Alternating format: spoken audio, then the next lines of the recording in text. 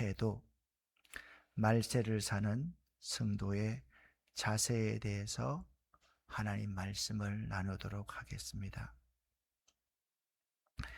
믿는 자의 태도란 어떠한 상황에서도 하나님이 내 인생을 책임지신다라는 확신으로 세상의 가치관이 아닌 하나님의 말씀을 따라 두려움 없이 사는 것을 말합니다. 믿는 자의 태도는요, 구체적으로 흔들리지 않는 신뢰, 거룩한 삶의 추구, 그리고 사랑과 겸손의 실천이 핵심입니다. 우리 믿는 자에게는 이 세 가지가 꼭 있어야 됩니다. 흔들리지 않는 신뢰가 필요합니다. 그것은 구체적이어야만 합니다. 두 번째는 거룩한 삶을 추구할 수 있어야 됩니다. 우리 하나님께서는 내가 거룩하니 너희도 거룩하라. 구약에서 계속 말씀하셨습니다. 세 번째는 사랑과 겸손의 실천, 이 세 가지가 믿는 자의 태도의 핵심이다. 그러니까 어떤 시련 속에서도 하나님이 나와 함께 하신다는 믿음으로 두려워하거나 놀라지 않으며 세상의 가치관을 따르지 않고 하나님의 자녀라는 확신으로 세상을 거스르는 삶을 사는 것, 그것이 우리들의 태도입니다. 그렇게 살기 위해서 이 하나님의 말씀과 진리에 기반한 삶, 그것이 매우 중요합니다. 성경을요, 타협할 수 없는 절대적인 진리로 믿고 세상의 지식이나 감정이 아닌 말씀에 근거하여 판단하는 것이 우리의 태도, 우리의 행동의 준거가 되어야만 합니다. 믿는 자의 태도는 단순한 종교적 행위가 아닙니다. 매 순간순간 하나님의 주권, 하나님의 주인 되심을 인정하고 그분의 뜻에 내 삶을 내려놓고 내 삶을 초점 맞추는 능동적인 순종이 믿는 자의 태도입니다. 오늘은 고난주일 화요일입니다. 예수님께서는 공생의 사역 중에 가장 바쁘고 치열한 하루를 보내신 날이 오늘입니다. 이 날을 흔히 변론의 날, 가르침의 날, 교훈의 날이라고 이렇게 이야기를 합니다. 예루살렘 성전에서 지난 주일과 월요일 날 예수님께서 예루살렘 성전에 들어가셔서 분노를 일으키시면서 그들의 상을 뒤집어 엎으시고 채찍으로 그들을 내어 쫓으셨습니다. 그러니까 종교 지도자들이 말합니다. 도대체 당신은 무슨 권위를 가지고 이런 행동을 하느냐. 그래서 예루살렘 성전에서 종교 지도자들과 오늘은 격렬한 논쟁을 합니다. 그 격렬한 논쟁 가운데 하늘의 지혜를 선포하고 예수님은 다가올 종말에 대해서 경고하십니다. 오늘 예수님께서 종교 지도자들과 또한 하루 가장 바쁜 날을 살면서 예수님께서 월요일에 있잖아요. 저주하셨던 무화과 나무가 뿌리채 마른 것을 제자들이 발견하며 예수님, 주님, 선생님, 어제 저주했던 그 무화과 나무가 뿌리채 말라버렸습니다. 자, 그 기적으로부터 화요일이 시작되는데 이 기적은 단순한 기적 자랑을 하신 것이 아닙니다. 이것은 잎사귀만 무성하고 열매가 없는 유대주의적인 형식주의에 대한 심판을 상징합니다. 많은 믿는 사람들이 잎사귀만 있고 열매가 없습니다. 이런 사람들이 참 많습니다. 오늘 이 화요일 날은 잎만 있고 열매가 없는 신앙인들에 대한 경고를 하십니다. 그리고 말씀드렸듯이 성전에서 치열한 논쟁을 합니다. 무슨 권위로 이런 짓을 하느냐 도전을 받으셨습니다. 이에 예수님께서는 세 가지의 비유를 드십니다. 두 아들의 비유, 포도원 농부의 비유, 혼인잔치의 비유로 그들의 완악함을 꾸짖으셨습니다. 새벽 시간에는 짧기 때문에 두 아들의 비유, 포도원 농부의 비유, 혼인잔치 비유를 다 설명할 수 없으니까 여러분이 한번 꼭 오늘 시간을 내서 찾아보시기를 바랍니다. 납세 논쟁입니다. 예수님에게 그들이 도전합니다. 그때 예수님께서 말씀합니다. 가이사의 것은 가이사에게, 하나님의 것은 하나님께 바치라. 이 말씀으로 세상 질서와 하나님의 주권을 완벽하게 구분하셨습니다. 그리고 그들 가운데서 부활이 없다는 사두개인들이 있었습니다. 그런데 그들에게 예수님께서는 말씀합니다. 하나님은 아브라함의 하나님도 되시고 이삭의 하나님도 되시고 야곱의 하나님도 되십니다. 당신들은 모세오경을 믿으면서, 모세오경이란 창세기, 출애굽기, 레위기, 민수기, 신명기입니다. 어떻게 죽은 자의 하나님만 믿습니까? 아브라함의 하나님이 이삭의 하나님이고, 이삭의 하나님이 야곱의 하나님이고, 야곱이 이스라엘이고, 이스라엘을 이어받은 사람이 바로 여러분들 아닙니까? 하나님은 산자의 하나님임을 그들에게 선포하셨습니다. 그리고서 그들에게 따끔한 한마디를 하십니다. 율법의 핵심이 무엇인지 여러분 잘 아시지 않습니까? 사랑 아닙니까? 근데 여러분은 왜 사랑하지 않고 미워하고 질시하고 죽이려고 하고 사랑과 정반대되는 행동을 하십니까? 라고 그들에게 말씀하고 있습니다. 그러면서 예수님께서 오늘 둘째 날 외식하는 자들에 대해서 화를 선포합니다. 저주를 선포합니다. 말씀드렸듯이 제사장들, 서기관들, 장로들로부터 예수님은 지금 심각한 도전을 받습니다. 이들이 있잖아요. 마음이 뒤틀릴 수밖에 없었잖아요. 아니 젊은이 한 사람이 오더니 자기들이 모든 기득권을 다 빼앗아 버렸습니다.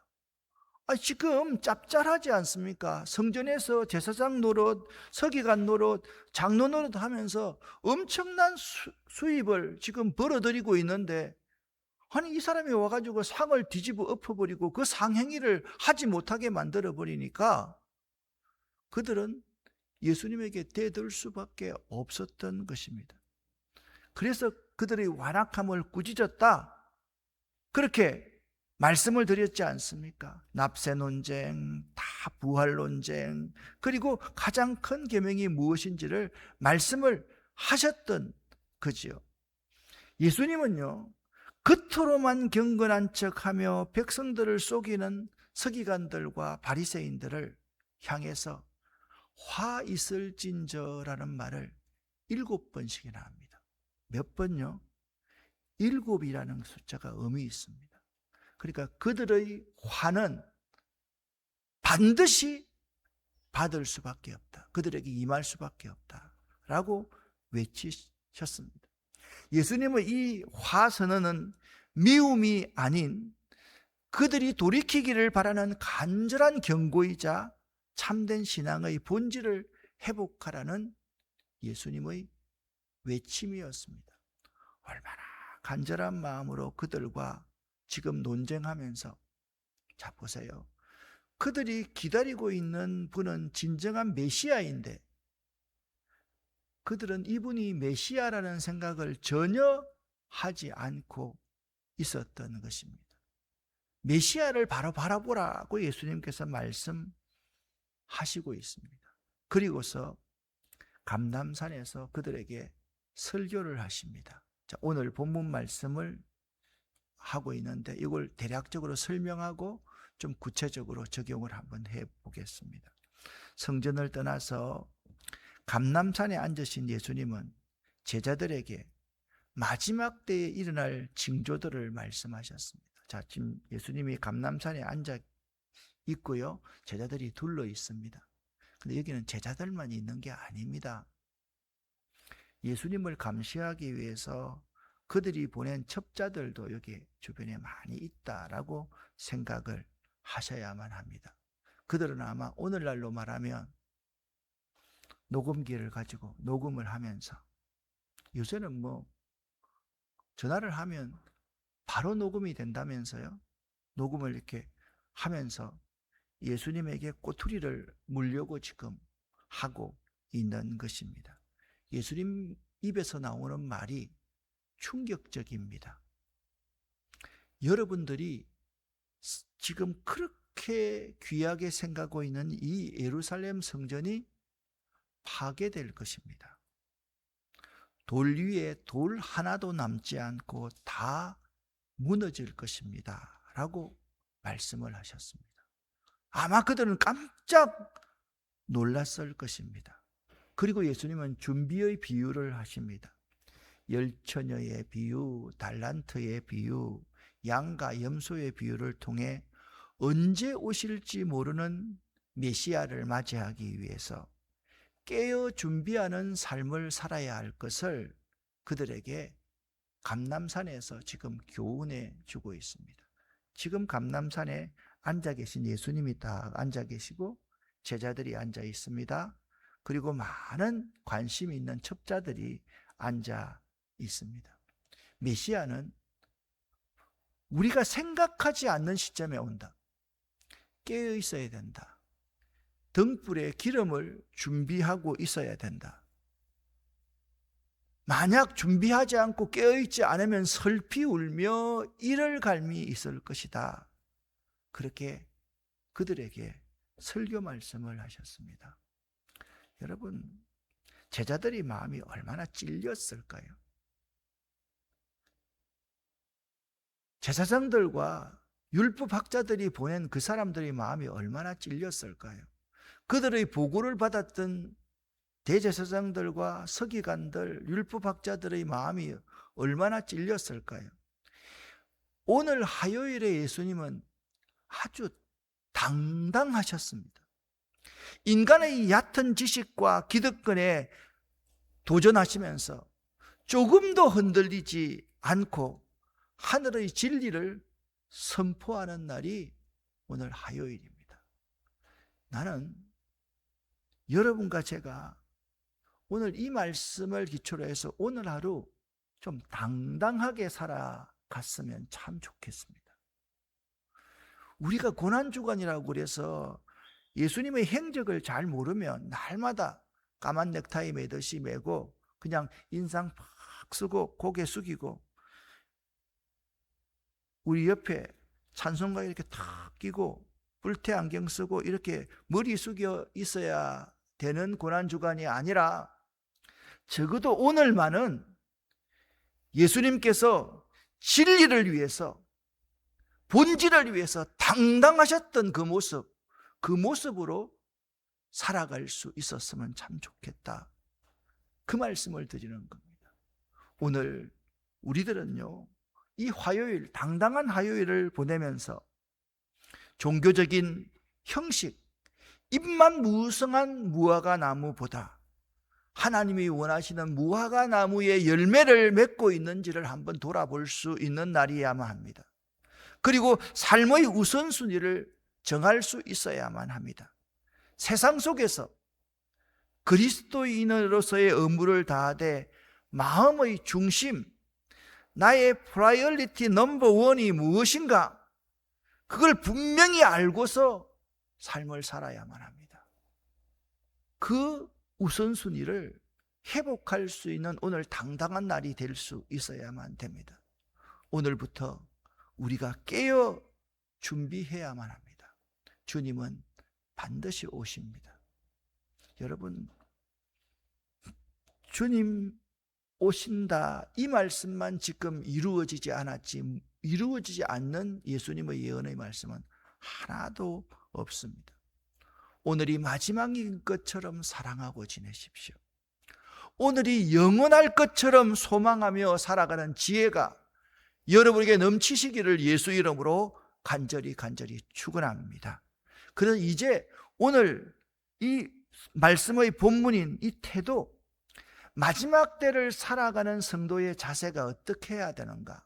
자, 많은 내용이 있지만 예수님이 감람산에서 제자들에게 강론하시면서 마지막 때를 우리 성도들이 어떤 자세로 살아가야 하는지 하나님의 말씀을 좀 길지만 읽어보도록 하겠습니다. 24장 1절입니다. 예수님께서 성전을 떠나 걸어가실 때 제자들이 와서 성전 건물을 가리켜 보였습니다. 예수님께서 말씀하셨습니다. 너희가 이 모든 것을 보고 있지 않느냐? 내가 너희에게 진정으로 말한다. 여기에 있는 돌 하나도 돌 위에 남지 않고 다 무너질 것이다. 예수님께서 올리브산 위에 앉아 계실 때 제자들이 조용히 와서 말했습니다. 이런 일들이 언제 일어날지 말해 주십시오. 선생님께서 다시 오시는 때와 세상의 마지막 때에 어떤 징조가 있겠습니까? 예수님께서 대답하셨습니다. 아무도 너희를 속이지 못하게 조심하여라. 많은 사람이 내 이름으로 와서 내가 바로 그리스도다라고 말할 것이다. 그리고 많은 사람들을 속일 것이다. 또한 너희는 전쟁에 대한 소식과 소문을 들을 것이다. 그러나 두려워하지 마라. 이런 일들은 반드시 일어나야 한다. 그러나 아직 마지막 때는 아니다. 민족이 다른 민족과 싸우기 위해 일어나고 나라가 다른 나라와 싸우기 위해 일어날 것이다. 여러 곳에서 기근과 지진이 있을 것이다. 이런 일들은 해산의 고통이 시작되는 것에 불과하다. 그때 사람들이 너희를 박해하고 심지어 죽이기까지 할 것이다. 나 때문에 너희가 모든 민족에게 미움을 받을 것이다. 그때 많은 사람들이 넘어질 것이며 서로를 넘겨주고 미워할 것이다. 그리고 많은 거짓 예언자들이 일어나 많은 사람들을 속일 것이다. 또한 불법이 더욱 많아져서 많은 사람들의 사랑이 식을 것이다. 그러나 끝까지 견디는 사람은 구원을 얻을 것이다. 이 하늘나라의 복음이 온 세상에 전파될 것이며 모든 나라에 전거될 것이다. 그때서야 세상의 끝이 올 것이다. 아멘. 7절부터 가만히 보면 지금 이런 현상이 우리 주변에 일어나고 있습니까? 일어나지 않습니까? 지금이 이제 해산의 고통이 시작될 때다. 그렇게 말씀하고 있습니다. 예수님께서 성전을 떠나실 때 제자들은 화려한 성전 건물을 가리키면서 그 웅장함을 자랑했습니다. 그러나 예수님은 충격적인 대답을 하십니다. 이 성전이 돌 하나도 돌 위에 남지 않고 다 무너뜨려지리라. 그러니까 무너지는 성전의 시대가 될 것을 예고하신 것입니다. 여러분, 무너지는 성전의 시대. 예수님의 이 말씀은 오늘날 교회를 향한 예언입니다. 교회가 아예 다 사라지는 위기에 봉착할 것이다. 지금 세계 교회는 그렇습니다. 한국 교회는 그렇습니다. 성도들의 믿음이 깡그리째 무너진 시대를 볼 것이다. 성도들이요, 자기 편리하게 신앙생활을 하고 믿음이 아닌 종교적인 의무를 가지고 살아가는 유대인들처럼 될 것이다. 우리가 의지하던 경제적인 풍요나 견고해 보였던 사회 시스템, 그리고 당연하게 여겼던 평화가 흔들릴 때 우리는 비로소 그때가 마지막 때의 징조를 체감할 수 있다라는 말씀입니다. 성경은 전쟁, 기근, 지진, 그리고 거짓 선지자의 출현을 경고하고 있습니다. 우리들이 이 혼돈의 시대를 어떤 마음으로 살아야 할지를 이 고난주간 둘째 날 이 당당한 예수의 날에 생각할 수 있어야만 합니다. 말세의 징조가 나타날 때 사람들은 극단적인 공포에 빠지거나 반대로 현실을 포기하고 방탕해지기 쉽습니다. 하지만 우리는 현실 도피주의자가 되어서는 안 됩니다.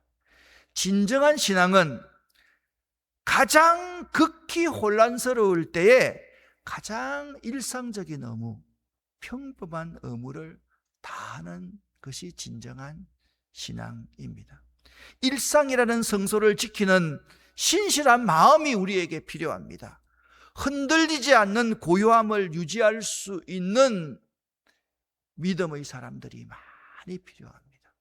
세상이 흔들릴 때 우리마저 흔들리면 안 됩니다. 세상에 지진이 일어날 때 우리들은 그 지진 위에서 사람들이 피할 수 있는 피난처가 될 수 있어야만 한다는 것입니다. 주변의 정치, 경제적인 위기나 소문 속에서도 하나님이 통치하신다라는 하나님의 이 주권을 신뢰하며 오늘 나에게 맡겨진 작은 일에 최선의 정성을 다하는 태도가 우리에게 필요합니다. 나만 살아내는 생존 본능을 뛰어넘어서 어렵고 더 소외된 이들을 살피는 상생의 마음이 이 혼돈을 이기는 강력한 힘이 됨을 확신할 수 있기를 예수 이름으로 간곡히 부탁을 드립니다. 오늘 성경 12절 말씀에 말세의 특징을 사랑이 식어지는 것이라는데, 세상이 각박해지고 이기주의가 팽배해질 때 성도는 의도적으로 온도를 높이는 사람이 되어야만 합니다. 결국 혼돈의 시대, 마지막 때를 살아내는 마음은 해석의 능력에 달려있다. 밤이 깊을수록 새벽이 가까웠음을 믿는 마음이 그 능력입니다. 세상이 악합니다. 전쟁과 기근의 소문이 흉흉합니다. 지진 때문에 사람들이 불안합니다. 그럴 때 밤이 깊구나, 새벽이 가까웠구나, 주님 오실 날이 가까웠구나, 그렇게 믿을 수 있는 여러분 될 수 있기를 예수 이름으로 간절히 축원합니다. 우리들의 눈이 눈앞에 풍랑만 봐서는 안 됩니다. 풍랑 너머에 배를 젓고 계신 주님, 그 주님을 바라볼 때 우리들은 비로소 요동치 않는 샬롬을 유지할 수 있습니다. 영국의 시인 T.S. 엘리엇은 제1차 세계대전 직후 황폐한 유럽을 보면서 그 시 황무지를 썼습니다. 그는 현대인의 영적 고갈을 이렇게 묘사하고 있습니다. 죽은 땅에서 라일락을 키워내며 추억과 욕망을 섞으며 봄비로 활기 없는 뿌리를 휘젓는다. 엘리엇이 본 세상은 겉으로는 문명화되었으나 속은 메마른 황무지였습니다. 오늘 본문 마태복음 24장 12절이 말하는 불법이 성함으로 많은 사람의 사랑이 식어지리라. 그러니까 말세의 가장 큰 위기는 인간의 마음속에서 사랑의 온기가 사라지는 것, 우리들의 마음에 사랑의 열정이 사라지는 것입니다. 말세를 사는 성도의 자세는 흔들리는 세상에서 흔들리지 않는 중심을 유지하는 것이다. 여러분, 오늘 이 문장만 꼭 기억하십시오. 흔들리는 세상에서 흔들리지 않는 중심을 유지하는 여러분과 제가 될 수 있기를 예수 이름으로 간절히 축원합니다. 기도하겠습니다.